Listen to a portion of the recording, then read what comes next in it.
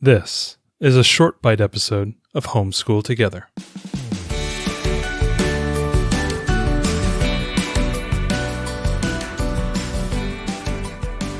Hello and welcome back to Homeschool Together. Thanks so much for joining us. This is a short bite edition. We're going to be talking about an app that we used a lot while we were in Ireland. Yeah, we use this a ton. If you haven't had a chance, go back to listen to our Monday episode where we talked a little bit about we waded our toes into the to the world of world schooling, and we went on a long journey. Yeah. One of the things that we had to deal with was the fact that we were homeschooling there, and I was homeschooling two kids.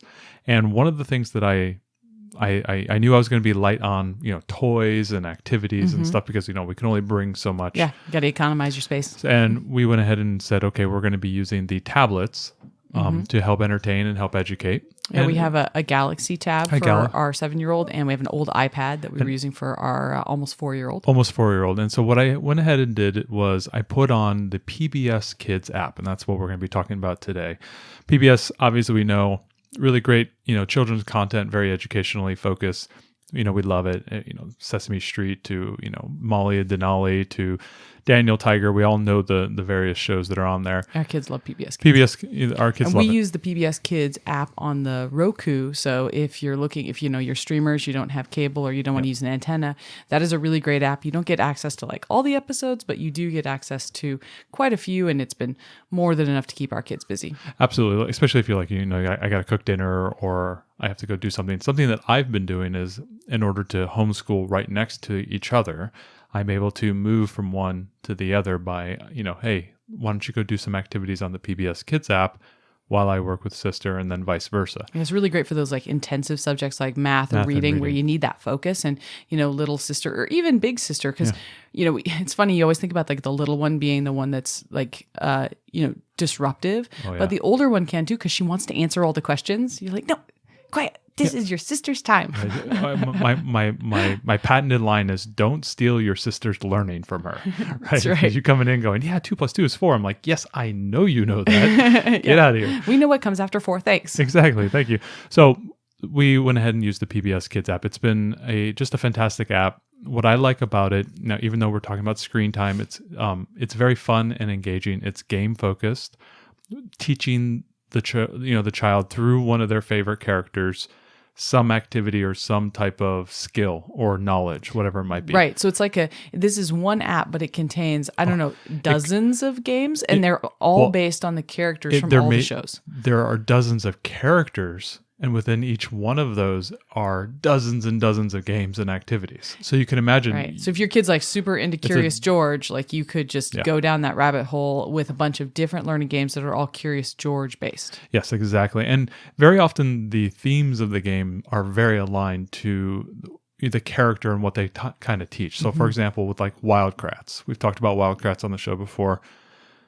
They're all very educational, animal focused, where you get, you get to, obviously the Wildcrats are the two brothers, and that's a live action, and then they get down, shrunk down to animated characters that inhabit various characteristics of certain animals. They always have special animal powers. Yeah, they have this kind of superpower, theme that runs through all their shows. So you get to do that as well in the game. And so, for example, if you're an anglerfish that shoots water at bugs, they're going to be teaching you about that fish and its capabilities while you're shooting water at the various bugs, spiders and dragonflies, and you're learning about all these other bugs, and you're this fish shooting them. And if you shoot the wrong thing, they go, oh, hey, this is a hummingbird. You can't actually shoot down a hummingbird. Anglerfish don't eat hummingbirds. So don't shoot out the hummingbird because you'll lose points. Right. They have a racing game in the Wildcats too that our kids really like. And there's 1,000 of them. You have to take different animal powers to get ahead in the race. So there's all an educational theme to all of these games. Exactly. And it's really great because you get to,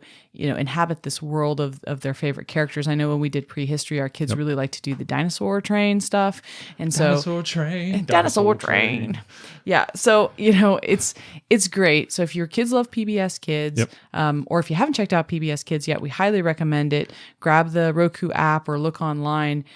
This is just a really fun supplement to that. A great way to do fun learning, that they've been able to do pretty much independently, our kids. Exactly, yeah. And they ask for it. They really do. And it was offline, is that right? Yeah, so every single game and activity needs to be downloaded to the tablet, or I think they also support phones as well. So if you want to do this on your phone, a nice little thing to have there if you're in a pinch or something of that nature.